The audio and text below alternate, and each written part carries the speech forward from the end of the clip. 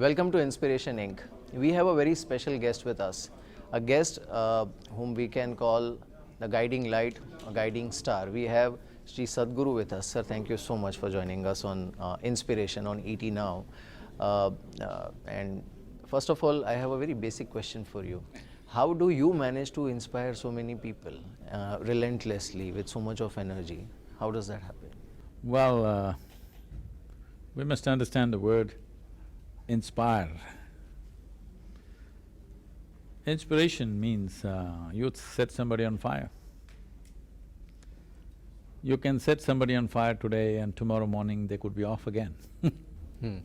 So the important thing is, before you set fire to them, you put enough substance or fuel into them, in the sense. So you need to be every day inspired about something only when you have not realized the significance of what you're doing. If you understand the significance of what you're doing, if you really grasp the significance of what you're doing, then you will not need any inspiration. Just to put it in context, let's take a very simple act, something. Right here, we're on the edge of the, ocean. There are, fishermen's boats are there. A fisherman can go fish and sell the fish in the market, complain about the prices and lack of fish in the ocean and many things, all right? Even ocean is not good enough True. for him. Yeah. But if he just sees whatever the food that he provides to people is nourishing people and it makes their life, if every day if he's conscious of the significance of his simple work that he's doing, he will not need anybody telling him to wake up in the morning and do things. Right. So like this, it doesn't matter what is the nature of our activity. If we are conscious in how many ways our activity is impacting lives around us in a significant way, then you will not need anybody to inspire you, you're on. I've heard your sessions, and one thing which you have mentioned repeatedly is, your moment of inspiration around 37 years ago, when one fine day suddenly you felt ecstatic and then it stayed with you, it kept coming back. Can you just explain that part? How to explain ecstasy, huh? Yeah. Well, there are only two things that human beings can suffer. One is, it can be physical or it can be mental. Mental. But it's largely mental, unless there is an injury or there is an ailment. Physical pain may happen because of external sources, which may not be in your control. But mental pain happens essentially because you're on self-help of pain. Correct. So when one day I suddenly realized, if I don't mess with my mind, I'm just ecstatic by my own nature.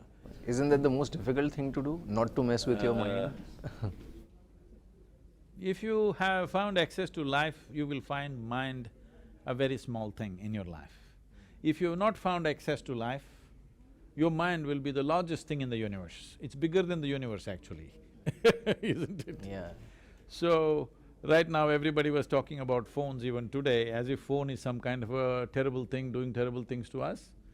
They don't know what it is. When we were growing up, we grew up with a thick black phone where your fingers would fracture by the time you do 10 calls, all right? And for a trunk call, you will call operator. Yeah, you have to shout first. all the way. Yeah. Now, you have such a convenience and you're complaining about it, you're not complaining about the phone, you must understand. Your problem is that you are in cycles of compulsiveness. You're suffering your compulsiveness, not the phone, not the food, not the work, not anything. Somebody came to me in this city, someone who is a CEO of a multinational company heading their global operations, big company. He came to me in a terrible state and, Sadhguru, I can't take this anymore. They're just pushing me to the limits every day and it's just impossible. I looked at him, he was in real misery. I raised my hands and said, may you be fired. Sadhguru, what you're doing? I said, well, you're suffering your job so much. Better get fired. Yeah, at least you can walk on the beach. And I'm sure somebody else is eager to take that job. Right. So, if you're fired, you'll be miserable. If you're in the job, you're miserable. If you don't find a job, you'll be miserable. Tell me, what is it? The problem is not with the job, the problem is not with the family, the problem is not with the nation or the world. You do not know how to manage yourself. But you're supposed to be a human being, that means you know how to be. If you knew how to be, what would be the problem? See, any instrument that's given to you, whether it's a phone or a brain, if you don't know how to handle it, it'll mess you. That's all it's doing. So this inner engineering that you referred to, one, how does one become conscious about it? And two, after becoming conscious about it, how does one sort of re-engineer the inner engineering, Do you drive? Yes, I do. Are you a good driver or you kill people every day? I am a reasonable driver, so I would Haven't say. killed anybody? No, not So, at all. okay, we'll certify you as a good driver. Yeah. If you're driving, what is it that you're doing every moment? You're doing… what is that? Constant adjustment, isn't it? Yes. You know how to drive, can you just push the throttle and hold it like this? No, you're constantly doing that. Isn't that true with this machine also? To keep it balanced and well, you have to constantly be conscious of what you're doing. For 2 minutes, if you become unconscious when you were driving your car, would you kill someone else or yourself? Either of it. Yes. So that's all that's happening right now. For long periods of time, people are just not conscious of what's happening. You may call it stress, anxiety, misery, sadness because of this, because of that. No, no, no. Essentially, you are killing yourself. You're taking the life out of yourself because not conscious enough. Unconsciously, you're trying to drive. Obviously, there's going to be misery, isn't it? If at all, if you had a free run, it was a Sunday early morning, no traffic, maybe you fell asleep in your car and still you survived. For little bit, if Yes, not. that is how people are surviving. That is why there is so much fear about their existence. That is why they're seeking help from every corner in the universe. Correct. But if you knew how to drive, you would drive well, isn't it? But it's easier said than done, so. I mean, for someone like you, obviously See, it's a daily thing. it is not easy or difficult. It is just that for someone who does not know how to drive, for him, driving is an impossible thing, isn't it? Let's say you don't know how to cycle. Balancing on 2 wheels and riding is an impossible thing, isn't it? But for someone who knows how to cycle, you think he's specially equipped, he has some other balancing technology inside? Is the learning, basically. No, no. Does he have some other organ inside which helps him to cycle well? That's what I'm saying, it's not. So why are you saying I'm something freak? I'm not a freak, all right? This is how a human being should be, that he knows how to be, first of all. Afterwards, many skills in life. So for this, you don't need a special organ inside. I am not implanted with any special organ. Right. Like a person who's learnt how to cycle, effortlessly cycles. Hands-free also he cycles, isn't it? He sings a song, he whistles, he's fine. Right. Special organs? No, he just learned how to balance, Correct. that's all. So inner engineering is just that, a simple methodology. That's true. This in fact, one of the theme for this conclave was a $5 trillion economy, and I mean, India, such a large country, young country, such a large consumer base, so it is bound to get there. But what is happening at society level or at social level is, while India is becoming a larger economy, bigger economy, the discontent, dissatisfaction, stress, anxiety, all this is growing. So we are not becoming a happier country, we are becoming a bigger country, but not necessarily a prosperous or a happier country. How do you observe? What are your thoughts on that? See, as a culture, this culture invested phenomenally for inner well-being of the human being. I was talking about 16 parts of the mind. In the yogic culture, it is said, out of the 16 parts of your mind, if you invest 1 part of your mind for your external well-being, that's enough. 15 parts of your mind should be focused on your inner well-being, because this is where the real challenge is. If your activity in the world has to find purchase, has to be impactful, the most important thing is how you are. How sharp is your intelligence? How dynamic is your body? How capable is this whole system to negotiate through various situations and googlies that come your way anyway, inevitably. The more active you are, the more Googly challenging situations come your way, there's no question about that. But without preparing this, because right now we've become goal-oriented, we've taken to Western ways of doing things, we've become goal-oriented. Once you become goal-oriented, you're only interested in the consequence. You're not interested in the process. Right. One thing that I'm putting back into people, into businesses, into our own system, our own organization, into the world is being devoted to the process. If you don't do what you're doing right now very well, your consequence is just a hallucination, isn't it? True. So, you don't have to think in terms of it's all right for the government to have those objectives, but people need not think we want to be $5 trillion economy. 1.3 billion people, if they function intelligently, in a focused way, in an inspired way, we can be the largest economy on the planet in no time, all right? There is a certain process to it, I'm not saying no. But in the process of getting to an economic scale, are we losing our basic well-being? There are consequences to speed. When we move at a certain speed, there will be certain amount of wear and tear.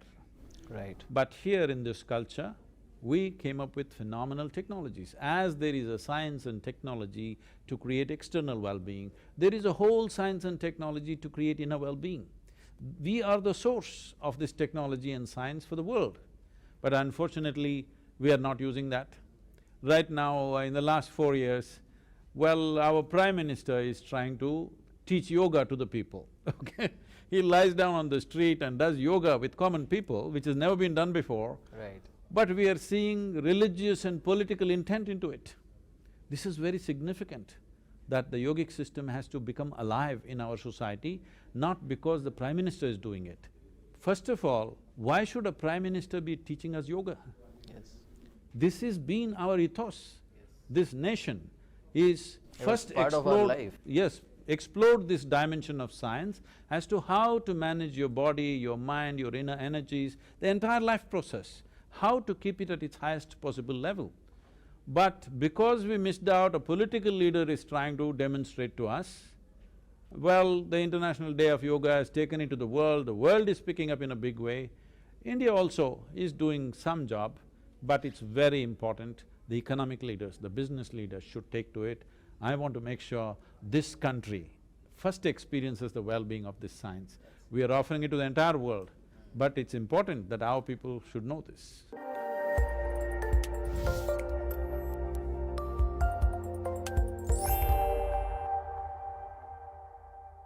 The recent performance of the government, and I'm not asking this to you for some happening soundbite. I want to look at it from your perspective or your prism. The developments recent past in the country, be it the election results, be it what was happening between government and RBI, or the way Indian economy was going through the volatile period because of the crude and the way crude was behaving, or what we saw in stock markets. It's all very stressful at society level also, at government level also, at economic level also. What are your thoughts on that? See,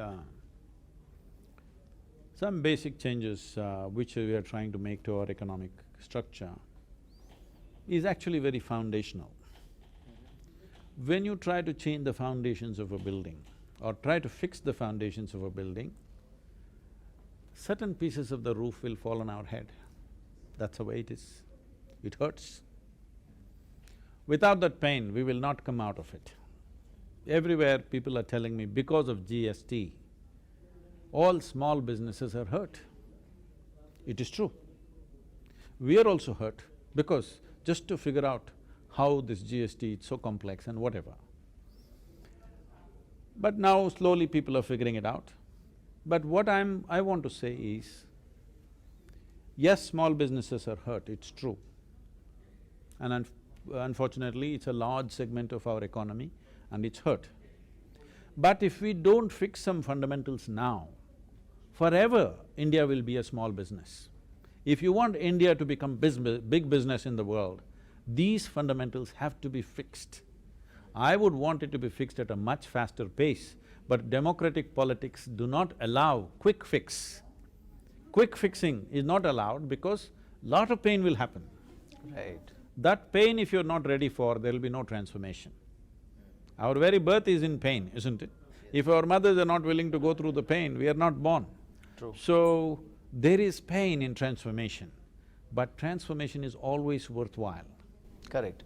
So even in the recent elections which just concluded, somewhere the debate and the discussion shifted from development, which has been the cornerstone of the election campaigning for quite some time now. It shifted from there to Ram Temple, to renaming of cities and things like that. Somewhere are we mixing up the priorities? Nobody is talking about jobs, nobody is talking about water security. India is a thirsty country. See, about economy, about this whole jobs business is just something we borrowed from American election campaign. India doesn't run on organized jobs. It is also needed, but India runs at various levels, okay? There was a time in early 90s, I think, only, I think 6 or 7% of Indians were actually in formal employment. Rest were all self-employed in some way. So still we are in that condition, maybe that percentage has significantly improved, but seeking government jobs or organized jobs is not the only way this nation and this economy is done. So this talking about jobs, yes, it's important for young people, but it's also very important. The most important, I think the only temperature gauge for us should be, is the market buzzing or no? Yes. The rest of it, you don't worry. Somebody will find a job somewhere. If the market is buzzing, if economic activity and commerce is happening, it's everybody's business to see how to fit into it. You don't sit and wait, I got educated and I'm waiting. Some job should come to me looking for me. No, that is not the only way. About election rhetoric, it's unfortunate the way it has become, but it does not mean economic issues are in the back burner. Generally, everybody is already aware of the economic issues. So, the last bit of the election, they are talking about the emotive issues. Yeah. Talking against each other, it's all kinds of things, all right? Temples and mosques and everything will come into play. This is the last mile pitch. So, don't take the last mile pitch as the only pitch. Development has been spoken about. But do you think we are close to the solution of the temple problem? Do you think so? Because everybody has been working towards it. See, now to find I a think cohesive the solution. courts have brought it to a place where it's just a property dispute. Property dispute can be settled. When it's a fight between when people are fighting for their gods, you can't settle it. Yeah, you can't settle. When you're fighting for a piece of property, there is a way to settle it. I believe it's close enough. That's nice. When it comes to India, everybody believes that India has a very bright future, great future, will be great country and will become this economy, that economy. The problem begins when you ask them about their own self, when you ask them about their future, that 10 years down the line, where do you see yourself? 15 years down the line, where do you see yourself? That's where the vagueness starts coming in, that's where that, confidence starts shaking. So, probably, I think at individual level, this Rise with India is still not resonating in the consciousness of… See, that's because India's education is not skill-based. It is simply Her Majesty's service, or not even that, it's East India Company's education system. Simply we are reading everything and not learning anything in a focused way. Because it's not skill-based, individuals don't know what to do with themselves. Correct. See, if you go and sit in a local tea shop, I'm sorry, let me say a coffee shop, because tea has become a big controversy now in the country. If you sit in the local coffee shop, that guy knows what's wrong with Tendulkar's batting technique. Yeah. He knows. He knows how the Prime Minister doesn't know what to do with the economy. Only thing is, he doesn't know how to make good coffee or tea. What he is supposed to do, he doesn't know, everything else he knows. This is how our education system is. It tells you everything except what we are supposed to do. Well said. What would be your message to the Indians at this point? Because I think as a country, as an economy, as a political country also, we are at a very interesting inflection point at this point. Your message? See, we are on a threshold. Yes. When I say a threshold, For the last 15, 20 generations, the people of this nation have gone through terrible states of deprivation, economic and otherwise. For the first time in the history of humanity, in recent times or for the first time in the history of humanity, the only nation which moved its billion people from one level of existence to another was the Chinese Republic. But they did it with enormous force and pain, a lot of bloodletting, but they did it. In my opinion, this is a very dangerous opinion, trouble opinion for me, but in my opinion, keeping a large mass of people in poverty for generations is worse than that little bit of killing that they do. Well, they didn't do little bit, a lot of killing happened, but they moved 1 billion people from one level of existence to another. But we are in a unique situation. Today, if we do the right things for the next 5 to 10 years' time, we will move something like 800 million people from one level of existence to another through a democratic process without bloodletting. This is a unique happening in the history of humanity. Never before such a mass of people have been moved from one level of living to another. We are sitting on the threshold. Do we have the courage and the commitment to cross the threshold and make it happen? This is a big question for every Indian. Are we willing to do what is good for the nation beyond our personal well-being if necessary? Right. This The is something… sacrifice that… This is not a sacrifice, this is just sense. This is long-term investment for life. Why do you call it a sacrifice? It's not a sacrifice. If I plant a coconut tree and I don't get anything for 8 years, is it a sacrifice? No, I'm investing for long-term well-being. Yeah, right. I think that's the best thing about this discussion, that it leaves us conscious and it leaves a lot for us to think about how we conduct ourselves. See, nation is not a piece of land, nation is people. If we do not enhance the quality of the people, we will not enhance the quality of the nation. Right. There is no way for that. Absolutely. Thank you so much, let's sir. make it It's happen. been a pleasure. Thank you. We'll make it happen. Thank you.